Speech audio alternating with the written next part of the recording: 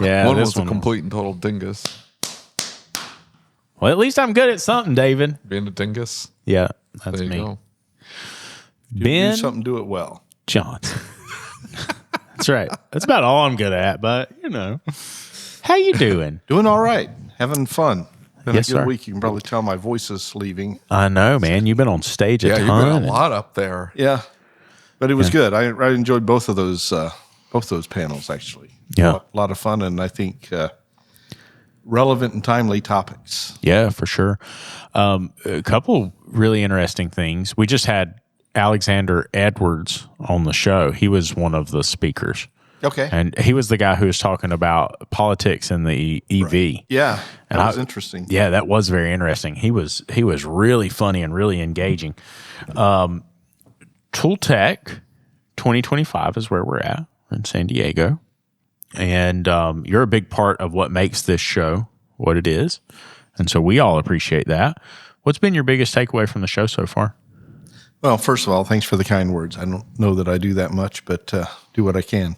Yes, sir. Takeaway from the show this year, really interesting show, I thought. I mean, just, we always I always like it when we can get content up there, speakers that are not necessarily go with the flow kind of guys. That Yeah. tell it like they see it. And even, and I think we heard that. We heard some people with one point of view, some people with another point of view.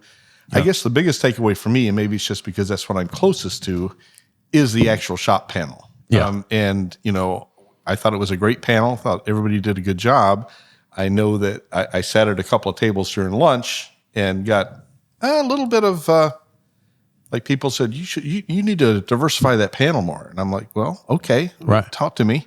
And the one gentleman, him, I forget his name now, but he kind of had some input at the end from the audience. Keith. Yeah. Mm-hmm. Keith Perkins. And he was just totally like, well, these guys don't know what the hell they're doing. He's like, they can't find information. Information's there. And I said, what you got to remember, this is the thing, right? You get these 1%ers. You're in that bucket, but not a lot.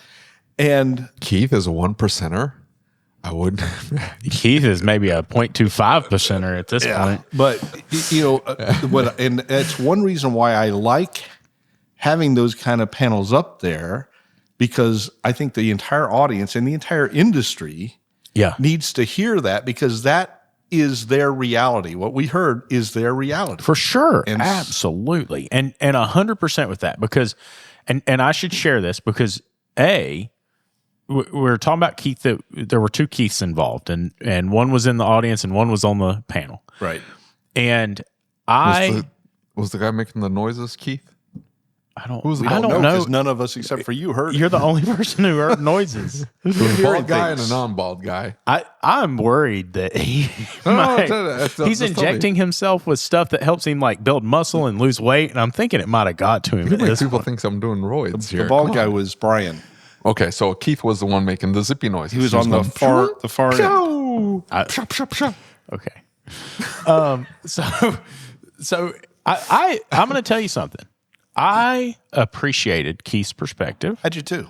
And Perkins or the noise guy? You're talking about the guy on the Keiths? panel. Oh, okay. So we're going to label somebody the noise guy. You made a good point that I agree with Keith Perkins because he's right. However, you're right in the sense that we need to hear the normie shop owner, because they all have their head in the sand and are completely clueless as to what's going on. I take it back to a really smart guy one time taught me that a well phrased problem is half solved. Now we can talk about things all day long. Yeah. But today I had reinforced what I've often thought. The problem isn't our tools, our technology, our capabilities. The problem is education and getting these guys up to speed with what they need to know. And that ADAS subject in particular is a really gnarly subject, because It is. I think we've all gotten, as I said on the panel, we've all gotten used to drinking the Kool-Aid, that if there's a real problem, that light's going to come on and tell us. Oh, I replaced that condenser. It was a perfect bait in, right? Everybody says, well, I replaced tons of condensers lately, tons of condensers. I'm like, well, newer cars, if you replace that condenser, you're probably moving a little box out of the way to do that. Or you calibrating the bumper. You got to remove the bumper. Yeah. And the fact that they don't, and it's not that they're just trying to avoid doing it, it's that they don't understand. And, I could see it from Keith's perspective or his mechanic's perspective too. He goes, look, I took the box off. I put it on exactly the way I took it off. It's going to be fine.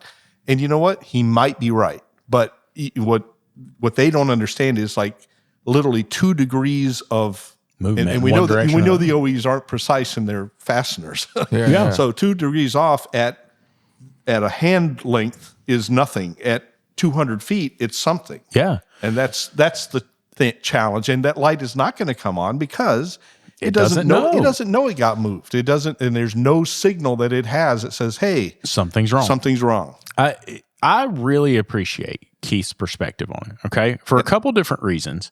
One is that when we had the pre-meeting for the panel, he was the dude is as honest and as transparent as it gets. Didn't he say he worked with Bob Cooper for a while? Yes, he did. Right? Very smart businessman, right? Extremely smart businessman.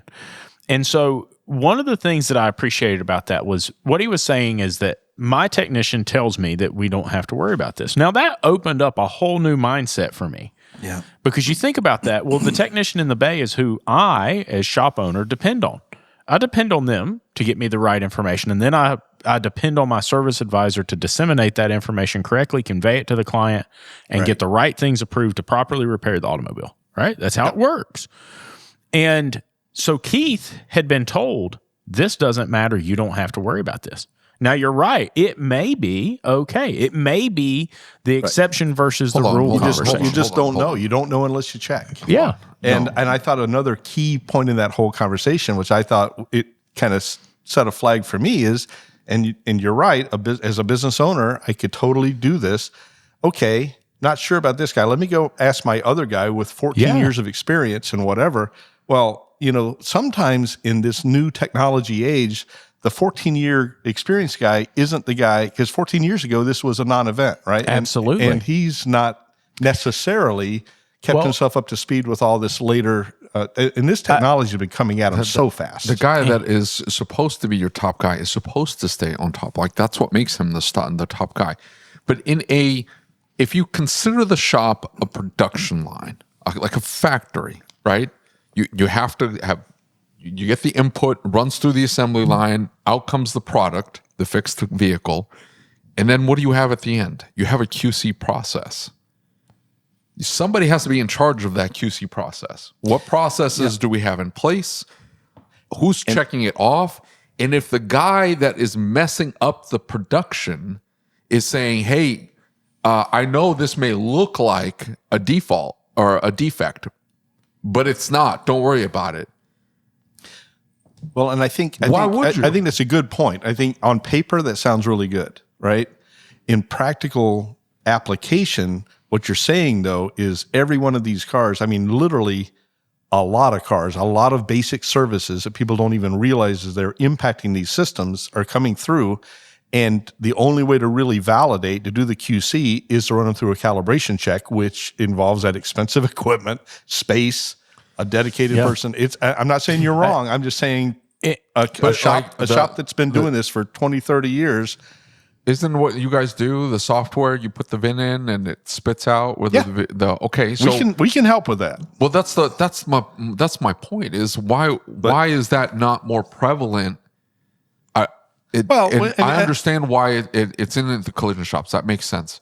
But why aren't we putting the VINs in on every vehicle that comes in the door? And it's just like the alignment. It's really a matchup, though. You need the VIN that tells you what's on the car. Then you need to know the service to know what needs to be done on the car. And some of those panelists were right. It doesn't necessarily say, even in the OE service information, that when you're done with this, make sure you calibrate it. It's that information is not easy to find in service information. Now, both AllData and Mitchell, the two biggest aftermarket companies, have made provisions for that to help. Yeah. But it's not cut and dried. It's not like, I don't know Who was I it? used Was all it you that data. said your alignment software actually flags you Yeah, for that? yeah. So Hunter will pop up and tell Hunter you like, does? "Hey, this requires an ADOS calibration to complete this alignment." yeah, that's the first. That was news to me. I had not heard Okay, that. well, so that- John Beam, and that's for an alignment, but it's not if they replace a condenser. So it Yeah, solves for sure. it's a step in the right direction. Absolutely. but at least the rule in my shop is if the vehicle comes equipped with it, and we're touching anything near it, so the bumper comes off because we're doing a condenser. I mean, that's an automatic calibration. Dynamic, static, whatever, it doesn't matter. All that has got a pretty good table. I got to give them props. They have a quick reference. It's a giant button at the on the home screen. You click on it, and it gives you all of the repair procedures. If you touch this, or if this is like the replacement, this is the calibration you have to do, and it'll tell you none necessary or whatever, like static, dynamic. Yeah. It's baking that into their standard operating procedure. Is part of it. Like it's been 10 years now. Like how long are we talking about? Well, so I nudged Keith a little bit on this, right? And he did not take my bait, right? But I did nudge him a little bit because my question for him was going to be, does flat rate and does the systems that we've laid in place in front of us for how we manage these repair shops play into this? He doesn't do flat rate. What? He doesn't do flat rate. Who? Keith Perkins? No, I'm not talking about Keith Perkins. Oh, the zippy guy? I wonder, his technician, and I don't know how he pays his technicians, and I'm not saying one way is right, wrong, or indifferent. You should have right? called it out. But You were being political. This is why they don't put me on these panels. I would have been up there and I'm like, the reason why you're not checking like super calibration is because you're paying a guy flat rate and you can't build that into your profit. Well, but I mean, system. that seriously makes you think about it, though. That's what it is. It is if this technician's paid flat rate, and He's not checking. and he goes down that list, and it doesn't say in service information, you have to do that. Is he going to do it? Heck no, he's not going to do it. And He's trying to make those hours. And that's part of the, I think this is a multifaceted problem. A multifaceted solution needs to be developed. And part of that solution is that the estimating systems out there need to do a better job of them saying, hey, They don't do any job. Not to float my own horn, but we've got a service. We haven't put it in mechanical yet. It's in collision called ADOS Think. And in that product, we on the collision side, we actually take an estimate like out of CCC. Yeah. We process that estimate and we've mapped out all those repairs and we'll say, hey, you're working on a 2017 Lexus, whatever. We know that model with that trim level has this ADOS on it. And now we know, based on the repairs you're doing, you're going to impact the behind the glass camera, you're going to impact the behind the grill radar, whatever that is. So we'll add automatically those actions to say, do these calibrations, which then implies a price on the estimate, which then converts to some time for the tech. So they are so aggressive about pricing in collision. They account for every single second. Yeah. And we don't do that. They have to do that. So we ran into a situation with an extended warranty company. It was a 2021 Traverse. It had 220 something thousand miles on it. The radiator was leaking. We priced it out. We tell the extended warranty. It wasn't an extended warranty. I'm sorry. It was a fleet management company. We tell the fleet management company, hey, it's like 5.5 hours through this radiator, but we're removing the bumper. We're going to need calibration time to do this front radar or whatever. And they go, that's not in the service information. No. Step 2 is remove bumper. Go to the bumper. And step 3 or whatever says right here, it requires calibration. It's like, okay, but that's built into the 5.5. The hell it is. right. Now it's ambiguous. It's That's ambiguous. the problem. Yeah. And so I will give all data props. I have been spamming the add time to this R&R procedure feedback thing that they've implemented. They give you the, hey, is this off? Yes, it is. Why? You need to either put on there that it includes or does not include ADOS calibration time, because that is part of the procedure. Just like they do the AC. That's always been the standard. Does not include evac and recharge time for the AC. Right. No, that's a So good you have point. to add I in think the that's a good 0.7 or whatever to do the evac and recharge. That the same thing should be, or that does not include And in my world, they should have a time on there and say includes, because like you pointed out, a good shop won't do that job if the calibration part is declined. Yeah, it's Because asking ultimately- for it. Yeah, absolutely. That's what the fleet company decided they didn't want us to do the job at all because we were fighting them on this, and they said, you know what, we're just going to decline all repairs and we're going to pick up the vehicle and take it to a different shop for a second opinion. And we said, okay, that's fine. Go nuts. What they're going to do is take it to the shop down the street that doesn't even know to calibrate the damn thing and just get it fixed there and be like, not our problem. So let me ask you this, because you came from a very different world before you went to Repairify. I did. And so the thing that stands out to me is I'll never forget, I had jury duty one time, and the judge is a family friend, and I listened to him. It's a good family friend to have. Yeah, exactly. And I listened to him lecture this poor dude on the stand, and it was the person that was in trouble. And he said, son, let me tell you something. Because you don't know the law, because you're ignorant of the law, does not mean it's not a law. It's still a law. Right. And so if I go and do something and get somebody hurt, That's right. it doesn't matter that I did not know it was supposed to be done. I can't use that. That's not a defense in the eye of the court. Bingo. Right. That is what keeps me up at night. So- that right there. Let me ask you this. When we talk about all data, when we talk about Mitchell, and we talk about how those labor times are found and put into the service information, how would they go about that? Like, what's the process for fixing that, to go out and say, hey, this has a calibration that's required? How would they know to put that in there? Where does that data come from?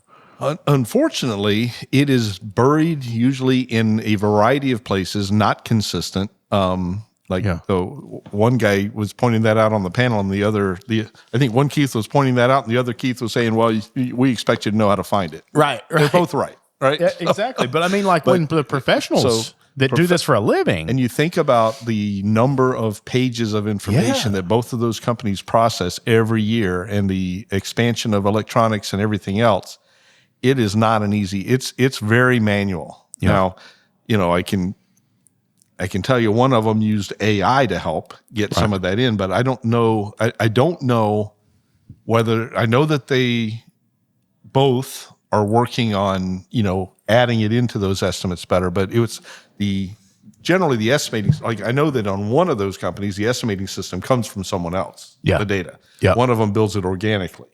Both of them, though, it's done separately than the service information. So the service information's there, then the editors, what they do to create a labor time usually is they actually piece together how long does it take per step. They break down the job into all the disparate steps. Oh, this is 0.2, this is 0.2, this is 0.7, whatever, and then here's the total. And I think you're right. And then they build that out, and then somewhere there's got to be now that it's, and I don't know the level of how complete that might be now, but they've got to go back through all those records and say, well, if the car didn't have ADAS, it's this. If it did, it's that. And sometimes that's based on trim level, like a LE might have had something and XLE might have something else. So it's not an easy problem to solve, especially when this is something where I'll probably get myself in trouble with somebody, but if they'd have understood it and started that process 10, 12, 15 years ago, it'd probably be a lot better now. But it caught us all kind of off guard. Yeah. We didn't really understand it. It kind of, hell, the aftermarket invented ADAS. You look at most service information for OEs and type in ADAS as a search term. You won't find it. Right. It's individual systems. You got to find the system and then drill into that to find out when that system needs to be calibrated or under what jobs. I think it was Chris who pointed out to me years ago, and I think we were at an event somewhere. It may have been ASTA. I can't honestly remember. And he pointed out, he was the one who brought up the difference because it's not linear. And so if you look at the front of the car, it means this, but if you go out there 100 feet, it means something completely different. Yeah. And we were talking about a series of technicians who had been working on a car, and a new body panel was installed. Yep. There were no fault codes anywhere on the car, but when the consumer drove the car, the blind spot monitoring was not working as designed. And they said, okay, I almost hit somebody. I went to switch lanes. There was a car there, but it didn't even indicate there was a car there until the car had passed me. If I had not looked, I would have hit that car. Now, I'm not like David. I don't use my backup camera. Like I'm looking out the mirrors. Yeah. I'm not going to move until I know there's not a card there. But it is nice. It gives you that extra confidence. Yep. But they were talking about the fact that it was like 1 or 2 degrees off made into the panel. The panel was made incorrectly. And it took them a long time to figure it out and to fix the problem. But it does make you think, holy cow, this little tiny 2 degrees on this one panel could have caused somebody to be in an accident, right? Yep. What's the consequence of that? What's the liability of that if they're in an accident because of that? Oh, it was a minor fender bender. Well, that's one thing. It's a completely different thing if they hurt somebody, if they kill somebody, if they get killed. Yep. And I think we all know that it doesn't matter who's to blame, but their insurance company is going to find someone. Yep. Right? I just don't want to be that someone. Right. And that's what they do. They go back to the last person that touched that car and they see if that job could have contributed to that situation. And Right. that's what I tell people. I tell people about that, and I say, that's like once in a while you'll see on an RO, did this, calibrated ADAS. And I said, you never, ever, ever write that down. Yeah. Never, ever. Because you just took responsibility for the whole vehicle that you have nothing about. If you did the right thing, you replaced that condenser, you calibrated the front radar, great. Say calibrated front radar. Now, if it's in a front-end collision and the radar failed, they'll know you did it when it left, it got done right. But if it gets something else, like the side blind spot, you don't want that responsibility. You didn't touch it. You didn't touch it. It was not part of your repair. Exactly. Well, and that comes back to that is that these shops who are not doing anything at all. So you're the last person who worked on the car. That's right. Well, I did an AC condenser. There's no documentation that there were any calibrations done. The service information says that it's supposed to be done. You take a Keith who says, well, my technician said he put it back on exactly like it was, and it doesn't say in this particular process. As well, if you go and look at the OE service information, it tells you here that that's supposed to be calibrated and this is supposed to be done. Well, now it doesn't matter whether he put it on right or not. There's no proof of that. Right. What there is proof of is this car was in an accident. The consumer says, hey, I was supposed to have this safety system and my car didn't stop. I don't know what happened. Right. What does the insurance company do? And I'm going to tell you something. I have listened to those people talk behind the scenes. They are ruthless. Oh, yeah. They are whatever it takes to put somebody else on the spot for this and move that blame to a different insurance company so they're not paying the bill. Right. They will do whatever it takes. They don't care about your feelings. They don't care about your family. They don't care about your money. They don't care about your business. Nope, you're right. And that's what keeps me up. I've worked on some cases where I've looked at claims and kind of been an expert witness on it, and it is something else. I had one example of a small shop it was just an axle replacement on a custom van, right? And they got back to wherever they were going. The axle snapped, the van flipped. Guy was asleep in the back. It was a custom thing, and he ended up being like a quadriplegic or something. It was terrible, and no shop wants to be anything to do with that.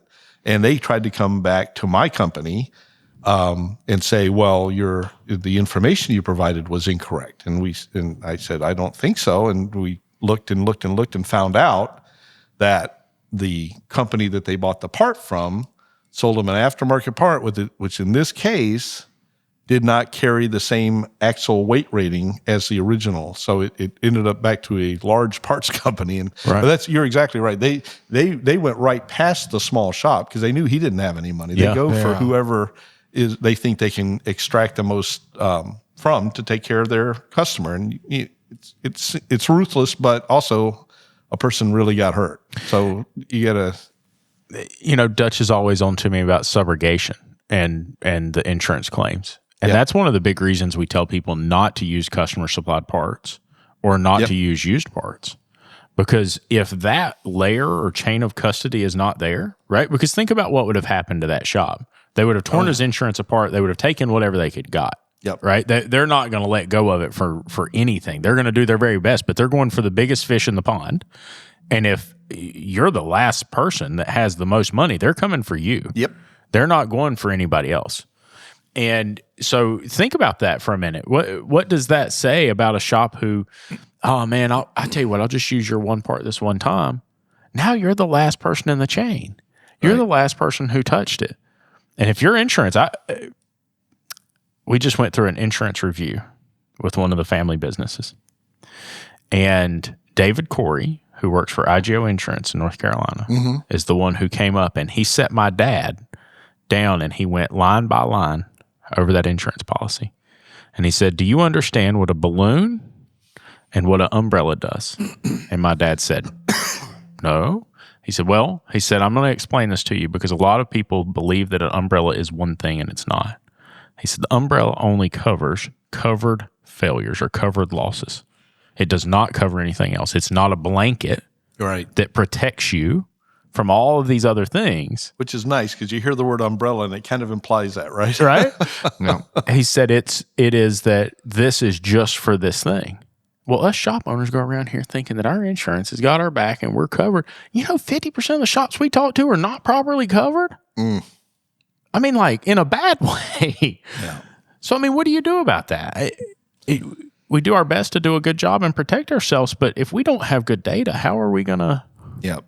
Well, this, again, this ADAS thing, I think is a much bigger deal than most people realize. And one of the, not to be plant a rude advertisement, but one of the things that we do with our remote access and assistance in ADAS is that we actually include with that procedure like a $31 million indemnity for the shop. So if you call our company and we connect up and we guide you through setting up your targets, we use the OE tool remotely to fire the calibration sequence and we'll generate a report saying what we did and how we did it. If something does happen, our insurance has your back too. A lot of shops really like that because they don't feel, because of the liability you talk about, the few percent that really understand it, then they don't want to touch it. And like you heard on the panel today, a couple of guys, well, we just sublet that. So, for sure. And subletting sounds good and it is good. And a lot of those, the hub and spoke models really work well. But that sketches me out. now like you said, if that car gets in trouble, they're coming back for you. Now you can go after that other guy, but it's still, it's your reputation on the line. And in our case, if they call us, we walk them through it, we do the calibration. We've never had this happen, knock on wood, but if something was to happen, we've got that huge amount of backing to help fight whatever and to cover the issue. I have talked to a number of shop owners who believed that they were taking a vehicle to a reputable calibration facility or having a mobile person to come in and help them do those things. And then later only to find out that mobile person didn't have insurance, took the car for a test drive, totaled the car. Oh. This was an uninsured driver in the car now. They lost their insurance for it because he didn't have insurance. So it falls on the shop and it turns into this really sticky mess really quick. Yeah. And so now you're saying, okay, I'm going to take this car down here to this sublet guy. I'm going to ask him to calibrate it. Okay, where's the proof it's calibrated right? Amish Patel from Chicago owned a body shop, and he was telling me that when ADAS first kind of hit the scene, especially with Subaru Eyesight, he said the insurance companies refused to pay, right? They fought tooth and nail about calibrations. And he said to get it covered, he said, I would spend 4 to 6 hours going through the documentation, documenting the process that was required, laying it out in a presentation. And he said, then once they covered it, I would go to the mobile calibration guy or the facility where they did the calibrations, and I would document each phase of that calibration, right? Right. And he said it was because they demanded that to pay us. And frankly, if I was an ADAS calibration shop, I would do that. I think anybody that's really worth a salt will do that anyway because it covers them if something goes wrong. And it provides you the documentation you need to prove it to whoever's paying the bill. We add the pictures to the Shop-Ware in the notes section as every single time what it asks on the machine. So it'll ask to do step 1.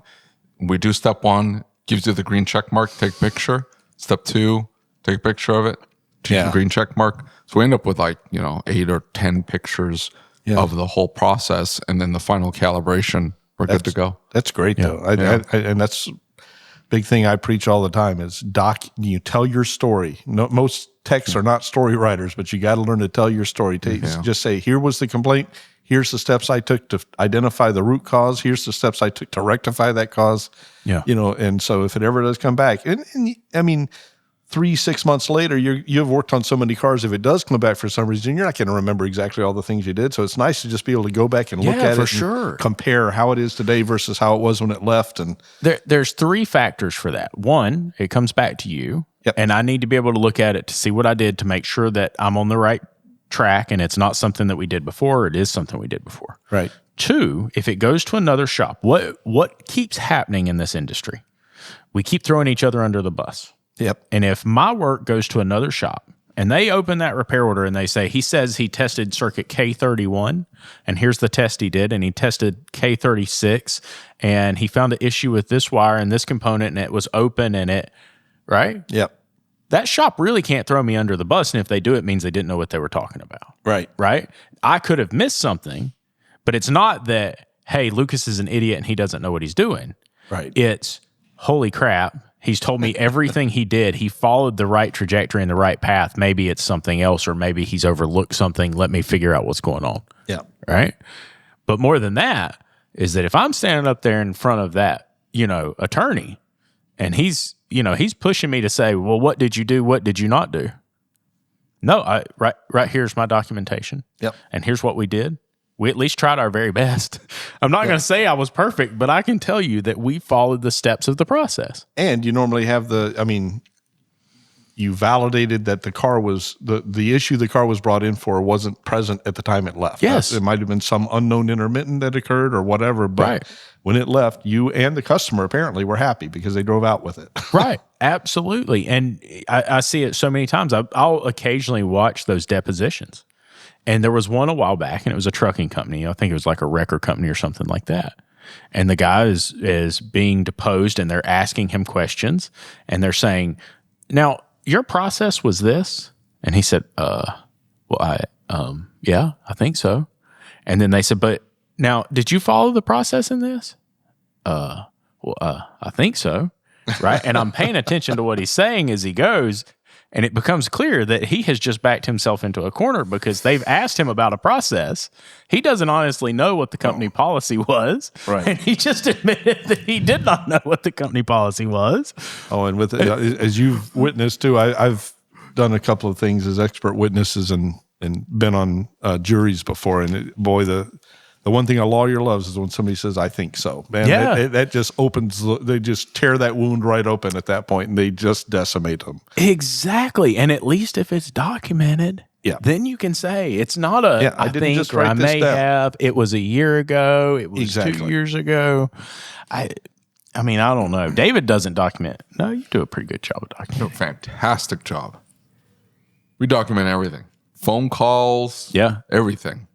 Because you can always just go back and go, I'm sorry, we have the phone call recorded and on your RO. Yeah. Oh, okay. Yeah. Change the story real quick, don't you? We got to the point that we were documenting when we called people, and we were documenting a brief summary of the conversation on our repair orders. And we still have the recorded call, but it's really nice because now you can go back and see when that exact telephone call happened, so you can pull the call a lot faster and a lot easier. We avoid phone calls as best we can for that reason. Yeah. Because it does force them to approve on their own. Read the documentation. Yeah, read and the if they documentation. didn't read it, it's on them. Yeah, that's all on you. We sent everything to you. You chose to do it, or you said yes, or whatever. And it's only when we have to call that, and they give us the approval or whatever, that we have to stop and go, okay, this is the recording that we need to download. So it's rare that we end up having to put it on the RO. Yeah. And I don't know. I just don't get the sticking your head in the sand and going, well, I need to justify every nuance of it. I need to see where the ROI is and yada, yada. And it's like, dude, I mean, you can do that with almost anything. You see what I'm saying? Yep. Like, and the whole sublet thing doesn't make any sense to me. I Well, I tried subletting. Some shops just literally don't have the space. Well, One guy made a good I point get that, there. but They really that can't should do be it. the space thing is a little bit BS because even if you don't have the space, if you've got the volume, you can lease a space out and you can get it done in a Well, lease. now you're onto something. That's what I've told everybody. It's like, if I was doing this again, if I wasn't as old as I am, I would open up a calibration center all day long. I would go do the hub and spoke model. And what I would do is what people don't realize, and why it's better that a shop does it than just a total calibration center, is remember, when you're calibrating a car, let's say you're doing something for a body shop, you get a relationship. They bring the car in, they say, hey, we repaired this thing, needs to be calibrated, good, everything's good. You do a calibration check. And if it won't calibrate, which, oh, by the way, happens more times than you realize because they didn't straighten a bracket or didn't, something is not mounted to where it can calibrate. You know what? You get paid for that calibration, you get paid for the repair, and then you get paid for the calibration again. And it's not even that. Like that's a differentiator that I think a lot of shops overlook. I've got a guy at least that I know will be able to find the problem. So why isn't that calibrating? As opposed to, I could take it down the street to the calibration center. Those guys know how to hit a button on the screen. That is all they're trained to do. Yeah. They're not trained on electrical systems. They're not trained on how to check wiring. They're not trained on going into individual modules and what are the parameters and what's it looking for. And they don't know how to do any of those things. And that's the guy you want calibrating the vehicle? That's insane. If it's a straightforward calibration, that'll work. But to your point, you take it to them, you make an appointment, you get it in there, they send you back a failed report because it won't calibrate. Now you got to go figure out why it won't calibrate, and then you take it back and you pay them again, and hopefully it calibrates that time. Here's my thing about Repairify and iScan and the others like that is what I really like about that model is that they do so many calibrations that if you run into an issue, they typically that's can what I'm lead saying. you. It's like it makes sense. If the shop has the volume, you don't sublet. If you've got the volume, you lease a space out. You can find just a garage, and the amount of vehicles that actually need 60 feet long, 35 feet wide, it's pretty low. It's like 1% of vehicles. So of the ones that need static calibration, like 95% of them can be done in a very, very small confined space. So you do the alignment, you run it over to the calibration spot, your little garage, your storage space that you've got leased out just to do calibrations. You've got the machine set up. You then proceed with the calibration and you do it in-house. And if you don't want to spend the money, you don't want to, that's where a service like it makes sense, but you still keep it in-house where hey, just call Repairify. They'll run you through the process. Yeah. And then that's it. Yeah. But you still keep it in-house. You know that your technicians that you've trained, you've got under your policies and procedures, they're part of your culture. You can trust that guy as opposed to the sketchy sublet guy who the minute there's a problem changes the business name and moves 3 states over and that guy's gone. It's like, well, I gave it to my sublet guy, but he doesn't exist anymore. And to your point, it's like if you have your guys doing it, even if they need to be coached by Repairify or somebody else, then if it does fail, many times, to your point, Lucas, is that they can help. Usually when we find this, it's like if you look behind the rear bumper, look to see if that bracket's there or not. And they don't even have to dismantle the jig to take the car off. They can many times solve the problem in place, which means that next calibration only takes a few minutes because you've already done the hard work you need to do. Yeah. So you're right. I mean, I agree. Let's do it. Let's get a place. Let's do it right now. Cop-out. That's what I'm saying. It's a cop-out to say, I can't. I get that you can't add on to your building because it's going to cost you $1 million a year. But dude, I think there are options. I think it's a slow. I think that people like us, we're here at ETI this week. We'll be at AutoCare Connect in a few months. We're close enough to this industry that we hear it all the time, and it perplexes us. And we see the terrible situations that play out. We see the worst case scenarios. But 90, the other, like everybody that was on that panel today, except for you, every day they show up at 6:30 in the morning and they're just hunkered down, trying to get through the day, trying to get cars out. They don't understand. I think there's a lot of this has happened. Like you say, it's taken a long time, but in the beginning, it was really on a subset of the vehicles. Now it's been mainstream now for a few years, but it's just really catching up to them. And then they got to make that decision. But I do agree with you that the shop of the future is going to do this stuff, or they're just not going to be in business because it's for sure. And I'm concerned about some friends of mine who are really close to me, and some of them run and operate body shops. Yeah. And I'm talking to them, and some of these are even big, like super duper well-named collision centers, manufacturer collision centers. Yeah. And the mentality, and I hadn't thought about it until you said this, the mentality is there's no light on. And so it's fixed. Right. No. Right. That does not mean it's fixed. That doesn't mean it's safe. Right. And they say, well, but I wouldn't run into the car in front of me because I'm paying attention. It doesn't matter. Right. Because there's a safety system that's supposed to work. It's like TPMS. Yep. It's like anything else. And unfortunately, it's good that on the collision side, I think they've now pretty much mandated pre and post scanning. Right. But even that won't solve that problem because, as you said, there was just misplacements of a sensor don't set a code, Yeah. so there's nothing to see. There's nothing to scan. So I agree with you. I don't know. They need to. The OEs probably need to implement that's been unplugged. Now check the system, or system's been unplugged. That's a good idea. P1000 on the Fords. Yeah, but once you lose power, how does it know? How does it understand it? Well, so Ford has a P1000 code that essentially tells anybody that scans the car that somebody has reset the system at some point recently, that all the readiness monitors aren't up. That's another thing. The readiness monitor is not being all 100% up. That's an interesting idea. So what if there was a way that we could convince the manufacturers to develop a check protocol that said, hey, it's not that you have to calibrate it. It's that you have to check to verify that it functions as designed. And here's the checklist for how you do that. And we'll give you 0.5, we'll give you an hour, we'll give you... Yeah. If there was some type of... How's that any different than calibration?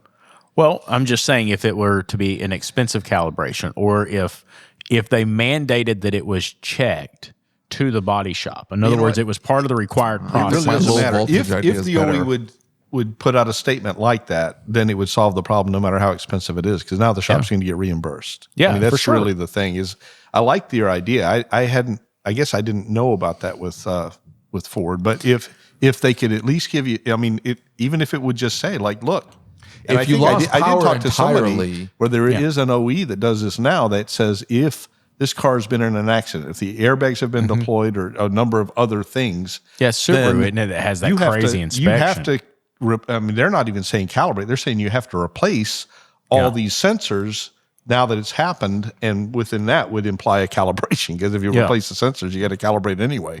If there would be like more of a blanket statement like that, that would be a way around it. It would be a way to be more sure than not sure. Every module you might has- calibrate a few cars that didn't need it, but you'd rather take that chance than the chance. opposite. Yeah. Yeah. Every module has some kind of keep alive memory in it. So it's just a matter of... Yeah, but here's the problem with that is, so the way that the P1000, not necessarily the P1000, but let's say that we have, it doesn't matter what kind of sensor it is. Let's say we have a map sensor. The way that it detects and indicates it's been unplugged is bias voltage. Bias voltage does not come out of the module when the module is off in most cases, right? And so now you've got to create a protocol, and you've got to go to somebody like Bosch or Siemens or whoever it is and say, hey. And it's got to have its own power. Yeah, exactly. Yeah. And so then the body shop, when they're doing these repairs, these things are turned off for weeks.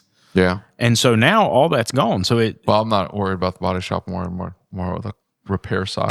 that would definitely fix a lot of, in other words, if there's a sensor open fault, yeah. right? Instead of it being circuit open. Well, it even would if you just say- disconnected the battery, but you're right about the bias voltage. It'd be difficult. You'd have to have its own power source, or have to have enough power to be able to supply the bias voltage all the time and know that it's been unplugged at some point, even though the battery's not Yeah. hooked up. I don't know. I mean, I think what worries me is that like these Or bodies, just I've lost power entirely. Yeah, that's what I was kind of thinking. Which again, you're right.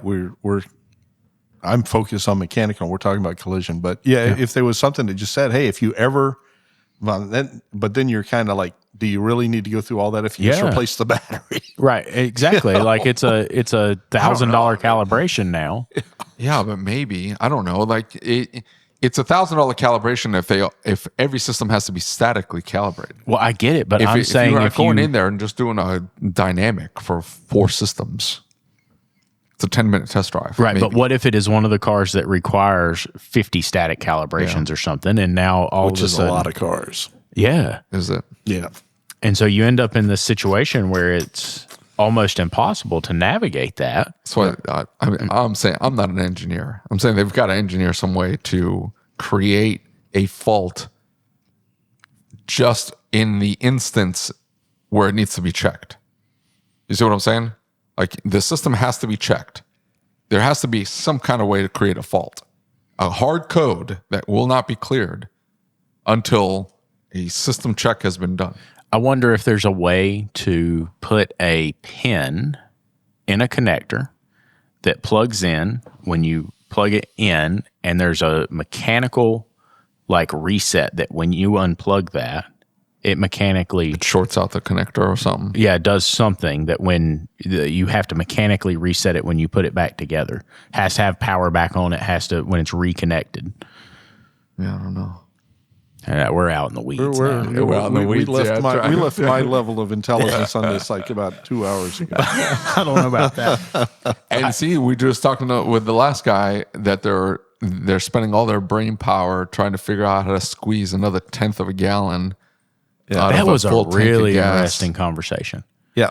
Because what he was talking about is innovation. And he's talking about the fact that we have pushed so hard on a specific agenda Yeah. that is so far away from what the American consumer wants Right. that we're backing ourselves into a corner.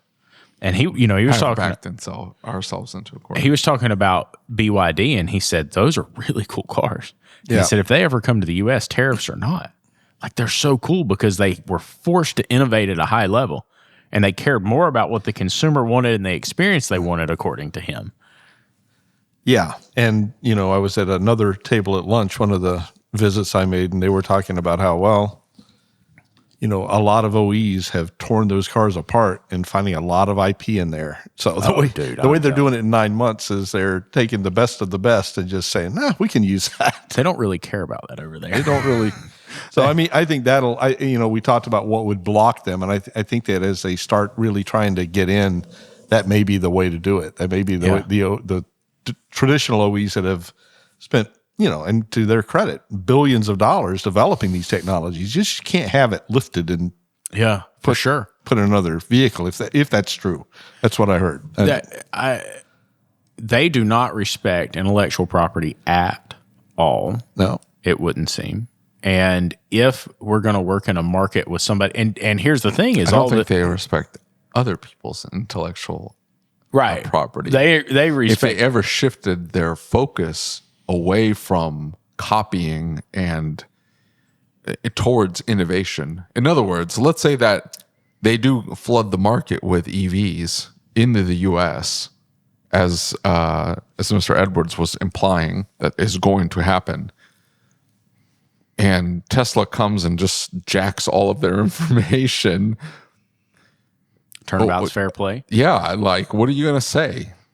I'm sorry, it's legal in this country for us to do that to anything made in China. Well, I mean, at that point, like, I guess where we're at, fiscally speaking, we're already kind of like, they partially own us at this point anyway. Like, we're going to be their biggest consumer. The Fed owns most of the treasury bonds, not the Chinese government. They don't own that much.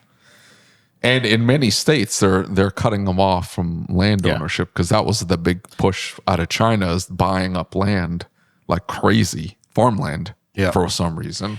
Can't imagine why. But they in Missouri, they squashed that. Missouri passed the thing. They said, hey. Well, you know what? One of the discussions I really liked, back to just the whole ETI in general, I liked one of the discussions where the guy said, forget which speaker it was now. It might have been, anyway, he was talking about how for battery electric vehicles, China's pretty much locked up the whole supply chain. They get the mining, they get this, and they get that. And it struck me, we just talked about it, right? A problem well stated is half solved. Well, they're solving a problem that was presented by our government to say, and the world governments to say, hey, this is something we got to solve. Yeah. But, and that's where I give Toyota a lot of creds. He hinted today that you might see more hydrogen again. I've always believed that if we're going to really go electric, we got to figure out that hydrogen situation. That's a problem that could be solved, I think. Yes, absolutely. And the big rigs, the big trucks are already looking very hard at that. I know Peterbilt is using like 2 Toyota Mirai fuel cells to run their hydrogen electric truck. And because they can't, there's just no way you can put enough batteries on a semi. It gets too heavy. Too much weight. You can't. There's no space left for cargo. And the range is just still not good.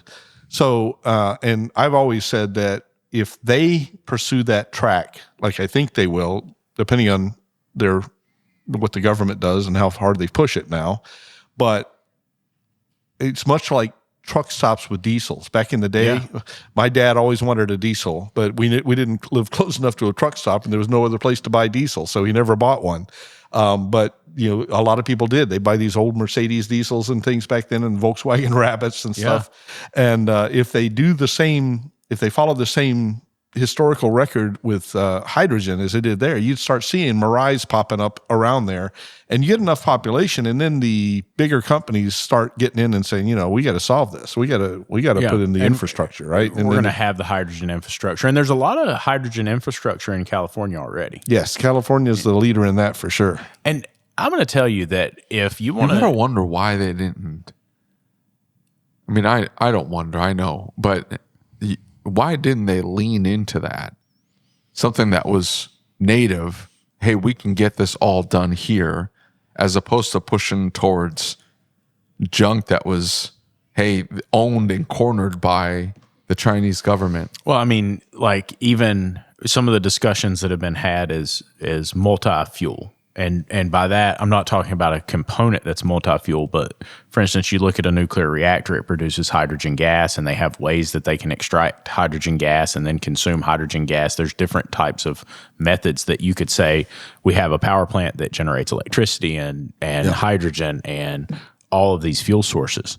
And so now we're condensing our energy generation and making it more efficient, more effective, making it cheaper, being smart about it, right?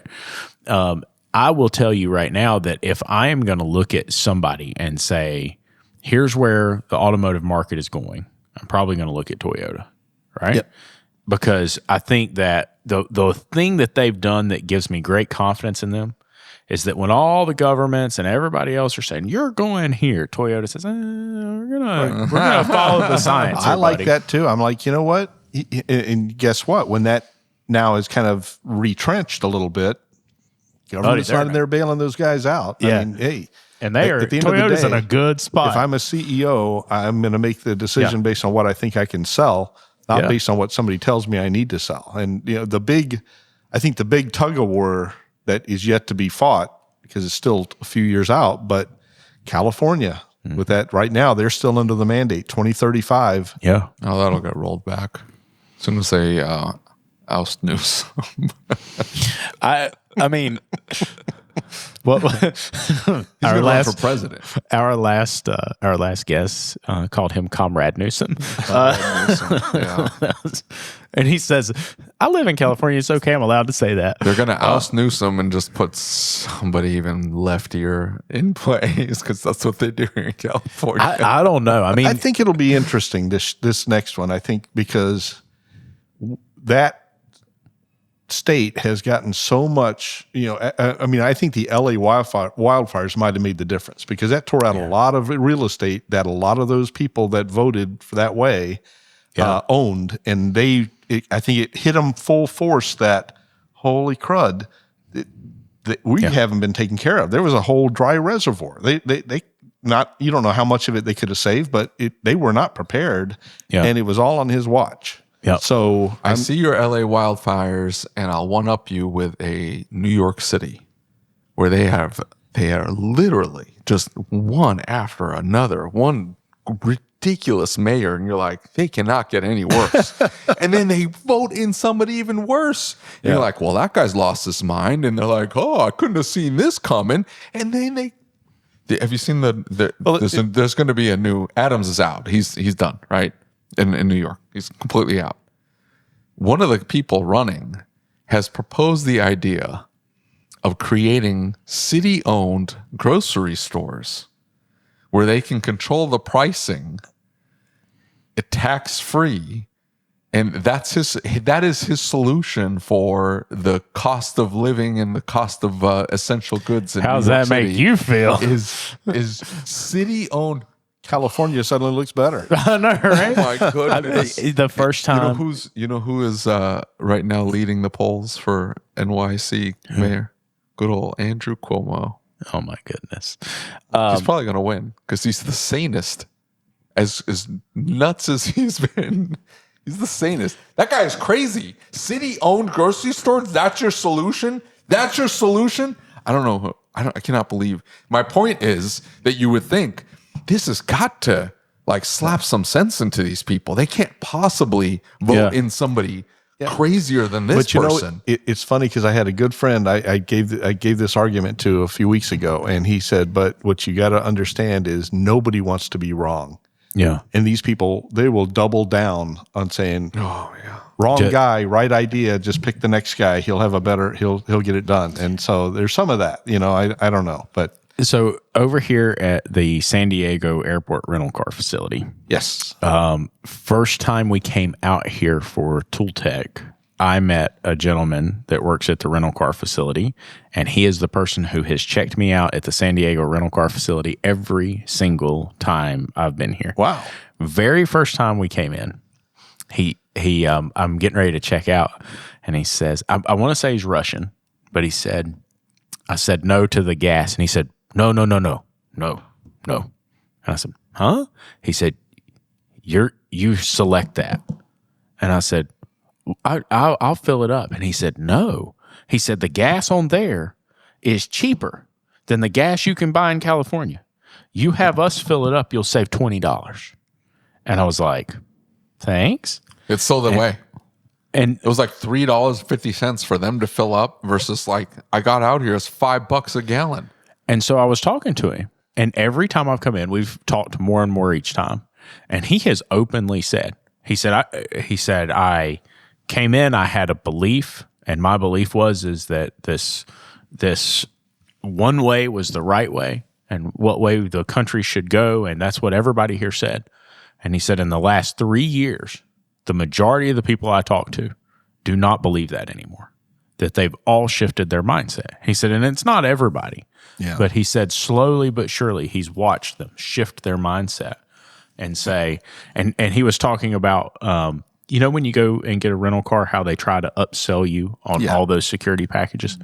He was saying in California, state law mandates that they aggressively tell you about that, right? Because the people that were renting cars and could not take care of the bill when something went wrong, I guess, but that they aggressively mandate that and explain in detail. And he said we would cringe when somebody would sign off on that thing because we knew it was going to be 20 minutes of explaining this contract and what this means.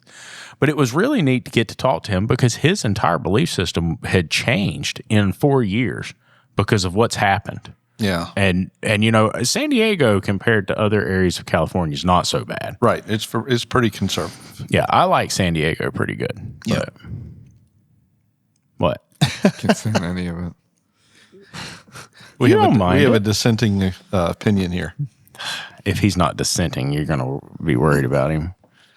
I liked OC. I liked Newport Beach, or what was it called? Newport and Huntington. It's really nice. That was a 10 out of 10. Yeah. That was really pretty. Costa Mesa. Yeah. Is that where was it? Yeah, it was in Costa Mesa. We rode up to Huntington Beach and Newport up there. You were at that one, right? You were at all of them, right? Yeah. Yeah. Yeah. That's been my favorite. The best location, though, when they went to Texas, because it was like a quick flight, just whoosh, right down, couple hours. I was there, same time zone. There you go. Where are we next year? Have they said that yet? I don't know. I've not got any. I'll pick at Brian. Be like, hey, has anybody decided where we're going? Texas. What? I vote for Texas. You've been involved with Colorado. this association for a long time. Out in the mountains. Yes, I have. It's pretty. Where do you, because a lot of really cool things have happened for it. Yep. And I was so impressed with Brian and his leadership, and a lot of the things that we've talked about is he had this vision of what it could become and how important the association is, and how important it is that we have the association, not just for the tool manufacturers and the car companies, but for the independent tool user, as you say, the guy who throws away the box. Yep. Right. What do you think the biggest and most important factor that ETI brings to the table is? Well, I think it's in continuing to drive the messages that we've heard this week. Really, it's just, ETI has a unique perspective because they are the only association. They're one of the smaller associations, but they're the only real association that has a relationship with the OEs as strong as it is. So they play the right to repair story on both sides. So they're like, hey, whatever happens. We're here to try to negotiate the best deal to make sure that we're all on the same team. Yeah. Somebody builds a car, no matter where that car shows up to be repaired or maintained, we want that to happen and facilitate that. And I think that's a very interesting niche that they've carved out for themselves. So I think that these debates like we're having here and understanding the new technologies that are coming at us, because we need to know about them before they're going to show up in your shop. For sure. And and like we was exposed today, the education level of the shops and that need to understand this information that's coming at them a lot faster than it ever has before. And I think that's a big part of the problem. And ETI has a good relationship with the other associations. So they partner and like AutoCare and MEMA, they use ETI as like experts in certain fields like emerging technologies, like ADAS, like other things to help them understand, like, whatever happens with the Repair Act and right to repair, the other associations will certainly take credit for it, whatever happens. Absolutely. But ETI was a significant part of that, just in, again, without taking sides necessarily, just in educating everyone. The gal from the Alliance, I forget the name of it, but she was talking about, or maybe it was Bob Augustine that actually said it. I think that was a well-said statement, in that we say terms, but depending on who you're talking to, they have a different interpretation of what that term is. So, ETI can play and has played in the past a pivotal role in helping everybody get to level set. And then you can still have your debate, you still have your arguments, but at least know what you're fighting for or about. I agree with you. And the other thing that I notice about it is this can be a very, very political space. And I'm not talking about political as far as United States politics. Right. I'm talking about there's a lot of feelings and a lot of potential issues on multiple different facets that they have to navigate and weave through and make work. Yep. And they are experts at being able to make some really complex things happen. Yep. Right. And there were things that happened over the past couple of years, and you can look at NASTF and some of the other stuff, and some people were upset about it. But you come here and you hear the reason why they made that decision, and you look at it, and at some point you got to say, this is for the greater good. Right. Like, this is a lot bigger than just me and my shop. This is a lot bigger than just this particular issue. You don't understand the whole picture. Right. And so I'm just honored to have a group of people that are so amazing fighting for our industry in the way that they do. I wish more shop owners could see it. I wish more shop owners could understand what they bring to the table. It's a shame that doesn't get more space for the shop owners. And just a selfless plug for you. I mean, I hope your listeners understand that you're not only a shop owner that understands the problems, but you are at those tables. You're not just an observer, but Lucas Underwood is at the table. Well, I'm honored by that. Representing this industry, and and they need that. That's why that's when I put that whole shop panel together years ago. Yeah. And it was funny because back then, we had a group of people on the board that when I proposed it, they were all like, "Why would you do that?" I'm like, Right. What? Why wouldn't you? Why wouldn't that be the first thing we wanted to hear? Is Right. because everything we do, if these guys don't use it, if we can't make them successful, we're all dead. It was such a wake up call to me, looking back. Yeah. And the first couple of times that I came and experienced what you guys do here, it was such a wake up call for me, because I always looked at the factions of the industry as very divided, right? Yep. The car manufacturers and the dealers are over here, and the tool companies are over here, and here I am just trying to make it. And then I come here and I realize that the tool companies are really working extremely hard to get me what I need to be able to fix the car. And the car companies are working really hard. And I almost felt bad because I didn't feel like I was showing them the appreciation they deserve, because they really had been working for many years to make it as accessible as they could. But they're threading a needle through a very, very complex and very difficult issue to navigate. Yeah, and from the vehicle manufacturer's perspective, you got to remember they do have obligations to their dealership networks. Yeah. Most of them do, and there's been a lot of friction in the past about like making sure those guys stay protected, and they're concerned about what they give the aftermarket and this and that. But I will say the last decade, it's been a pretty steady march in the right direction to say, look, the dealership service department is a service department. Somebody said it today. They said they're just another service department. Yeah. And they have to earn the consumer's business just like your shop does, just like any other Joe's Garage does, right? And that is they have to come to terms with that and make sure that and they still have an advantage, right? They got a huge parts warehouse that for sure. Exactly. Most of us don't have. But that aside, and I think ETI has been a big part of navigating that, because one thing about friction and politics, like as you say, is until you can get people around the table to talk it out, it's never going to happen. And I look back on it. I don't know if you saw that movie about Reagan, but I love the scenes where he got across the table from the Russian, I can't remember, Gorbachev, I guess it was. And, he finally said, all right, stop. In my business, take two. Closed the door, opened the door, said, I'm Ron. You want to take a walk? And you know what? That meeting meant a lot. Yeah. Changed the course of history forever. Yeah. And so, not that we'll probably do anything quite that significant, right? But if we've got a conflict, the best thing to do is get the right people. And I hate that we have to have the lawyers in the room, but you just have the people to talk. Just say, look, what are you trying to achieve? What are you trying to achieve? And usually you can find some common ground to start working from. You don't solve it all in one meeting, but at least you, again, a problem well stated is half solved. If everybody understands the other person's side, usually you can come to some agreement. And usually we're a whole lot closer on it than we ever thought we were. Yep. We just didn't understand. Yep. Ben, thank you for being here. Hey, I appreciate it. Yes, sir.